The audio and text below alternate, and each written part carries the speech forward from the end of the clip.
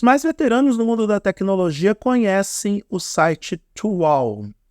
Esse era um dos sites mais tradicionais do mundo tech, ele tinha anos e anos de atividades, mas ele acabou saindo do ar lá pelos meios dos anos de 2010, e os seus editores foram buscar outras coisas na vida, e nós ficamos um pouco mais órfãos sobre as informações do mundo tech.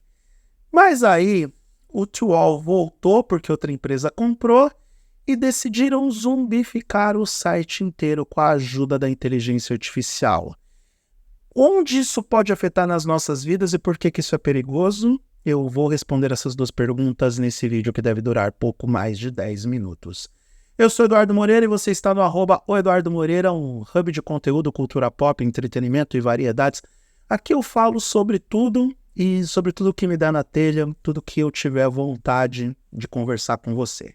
Se você gostar do que vai ver nesse vídeo, se inscreva nesse canal, dê o like para o YouTube perceber que esse conteúdo foi relevante para você e pode ser relevante para outras pessoas.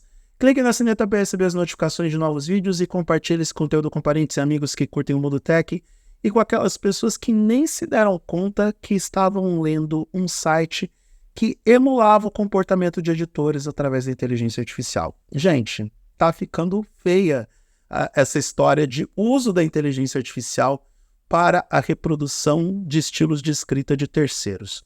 Isso está acontecendo em sites de tecnologia e está acontecendo principalmente em livros escritos por autores.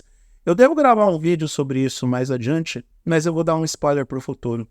Tem uma escritora lá fora que está reclamando que trombou no site da Amazon com livros que foram escritos, ou que pelo menos estão assinados por ela, mas que ela não chegou nem perto de ler esses livros. E aí quando ela foi ver, eram textos escritos por uma inteligência artificial que estava reproduzindo o seu estilo de escrita. Foi basicamente isso que aconteceu com o Tual. O Tual, ele fechou as portas, foi comprado por uma outra empresa de comunicação. Normalmente é a empresa asiática que faz isso. E aí quem comprou teve a brilhante ideia de reescrever artigos ou publicar artigos baseados em outras fontes, mas copiando o estilo dos ex-editores do Tual, assinando esses artigos como se fossem esses editores, e tá tudo certo, ninguém ia desconfiar. A galera ia ler aqueles artigos, que em parte são artigos de opinião e outros artigos de notícias, e ia acreditar que eram aquelas pessoas que estavam assinando aqueles textos. Ninguém ia perceber, exceto que perceberam. Os próprios autores dos textos começaram a perceber que havia uma reprodução ilegal com textos que sequer foram assinados por essas pessoas. Alguns editores do Tual vieram a público para falar sobre o assunto e eles tomaram destinos diferentes. É como se fosse as esferas do dragão. Eles foram cada um para um canto, alguns se aposentaram, outros foram ter outras vidas profissionais, outros foram abraçar outras atividades.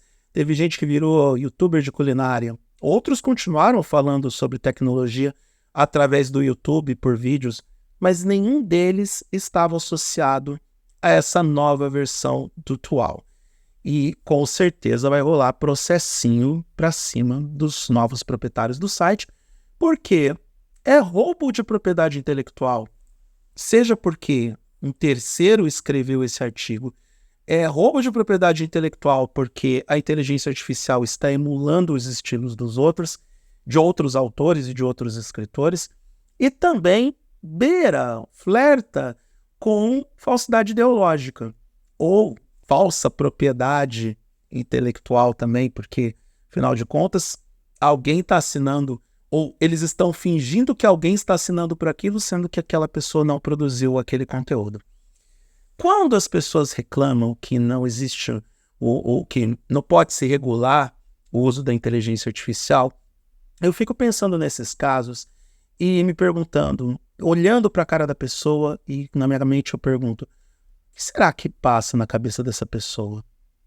Porque esse medo de regulação ou de regulamentação da inteligência artificial não se justifica se você utilizar a inteligência artificial para algo produtivo e construtivo. Eu uso a inteligência artificial no meu trabalho para escrever meus textos, mas basicamente o que eu faço? Eu peço para a inteligência artificial pegar as partes mais importantes do texto e, em função daquele volume de material que é o mais relevante, eu escrevo o meu texto totalmente original. Tanto que, se forem lá para os sites de verificação de plágio, você vai ver que os artigos do Target HD são, na sua esmagadora maioria, 100% originais. Pegar a ideia ou a construção de uma narrativa não te dá o direito de você copiar todo o texto. Isso parece bem óbvio, mas a impressão que fica é que o pessoal do TWAL não entendeu. Então é importante a gente ter uma regulamentação sobre quais são os limites de uso da inteligência artificial. O pessoal de Hollywood bateu nessa tecla e o tempo está mostrando que eles têm razão. Não apenas pelo uso indiscriminado da imagem pós-vida no caso dos atores, mas no caso dos roteiristas, que é muito sério e importante, porque essa ideia dos estúdios em substituírem as mentes humanas pela inteligência artificial para escrever roteiros é uma das coisas mais estúpidas e estapafúrdias que podem existir na vida. A inteligência artificial não entende contexto, não entende sarcasmo, se bem que alguns seres humanos também não conseguem entender sarcasmo, mas esse é assunto para outro vídeo, e ainda não conseguem elaborar, o raciocínio criativo de começo, meio e fim. Se bem que os roteiristas de Madame Teia também não conseguiram, e eles têm o emprego deles intactos até hoje. Fato é que roteirista em cinema é um ser muito importante, porque sem ele os atores não conseguem falar seus textos, as histórias não conseguem engrenar, e você não vai ter uma construção criativa com a mínima de lógica. Os executivos de Hollywood não entendem isso. Então, a greve dos roteiristas e dos atores de Hollywood, que já estavam de olho sobre o uso indiscriminado da inteligência artificial, acaba refletindo em casos como esse do TWAL. Se a gente não tiver uma regulamentação, se a gente não tiver os limites de uso previamente estabelecidos e determinados, a gente vai ter um roubo indiscriminado e agora não é nem roubo só de texto, é roubo da imagem das pessoas. Porque, insisto, essas pessoas não chegaram perto de escrever os textos que essa nova versão do TWAL está publicando. Eu convido vocês a visitarem o artigo que eu escrevi lá no eduardomoreira.com.br, onde eu explico a situação na íntegra. E quando a gente pensa que essa inteligência artificial pode levar ao ócio criativo, fazendo com que um monte de gente perca emprego, e eu entendo até o genuíno medo que algumas pessoas têm, principalmente aquelas que não têm tanta intimidade com tecnologia. Porém, essa mesma inteligência artificial, utilizada de forma inescrupulosa, pode resultar no desemprego de gente capacitada e até mesmo fakeando os aspectos dessa pessoa. Eu realmente tendo a concordar cada vez mais que a gente precisa de uma regulamentação para limitar o uso das inteligências artificiais em todos os campos, mas principalmente no campo criativo. Não podemos nos esquecer que produção de textos, o jornalismo, produção de conteúdo informativo também se vale da mente criativa da pessoa. É claro que você pode escrever uma notícia 100% feita pela inteligência artificial, mas os resultados, pelo menos por enquanto, não são tão bons assim. Pode ser que no futuro essa inteligência artificial, essa tecnologia acabe evoluindo para efetivamente substituir aquele jornalista que assina o, abre aspas, da redação, que é o que normalmente acontece em boa parte dos jornais e sites. Mas neste momento, não dá para contar com uma inteligência artificial para produzir notícias, para informar as pessoas na íntegra, para poder emitir uma opinião, para colocar contexto em narrativa. O New York Times tentou isso e se lascou. Os resultados foram catastróficos e, por enquanto, eles abandonaram essa iniciativa. Então, ver o que o TWAL está fazendo, o novo TWAL, que não é o antigo site que a gente tanto gostava. Eu mesmo comecei a ler conteúdos de tecnologia em inglês por eles, e eu sei que muitos dos produtores de conteúdo que permaneceram durante anos e anos escrevendo sobre tecnologia na internet, liam o TWAL, se inspiravam nele, produziam conteúdo citando o site como fontes, Eu tenho certeza que essas pessoas vão ter um desgosto enorme ao constatar que alguém em algum país pegou essa marca, deturpou essa marca e apenas para surfar no hype que a marca tinha, colocou a inteligência artificial de forma indiscriminada para mentir para o leitor e dizer que aquela matéria foi assinada por jornalistas e produtores de conteúdo que sequer estão na área.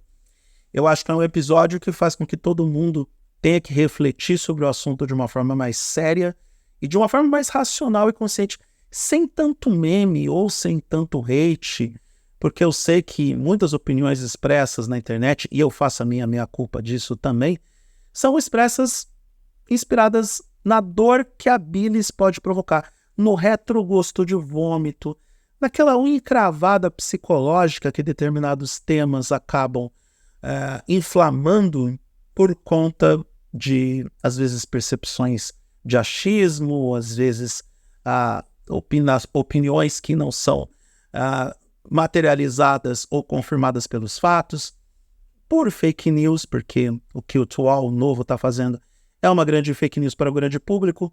Então, eu espero que esse vídeo, para quem curte tecnologia, tenha essa validade, tenha esse ponto de reflexão. Vamos parar de achar que o mundo da tecnologia possa ser fácil o suficiente para que as informações, as notícias sejam produzidas apenas e tão somente pela inteligência artificial. Eu não vou negar o avanço da tecnologia. Eu não vou negar o uso da inteligência artificial para produção de textos ou para agilizar processos de edição ou qualquer outra ferramenta para o meu trabalho. Mas o meu trabalho ainda é autoral. Os meus vídeos são autorais, a minha opinião vem da minha mente. E isso deve acontecer também com as grandes corporações ou com aquelas plataformas ou, sei lá, holdings, grupos econômicos ou grupos, enfim, de qualquer espécie, que tentam produzir informação e conteúdo para a internet. Uma hora as pessoas descobrem, uma hora as pessoas percebem o que está acontecendo, principalmente aqueles que lá no passado estavam envolvidos com produção séria de conteúdo de tecnologia na internet.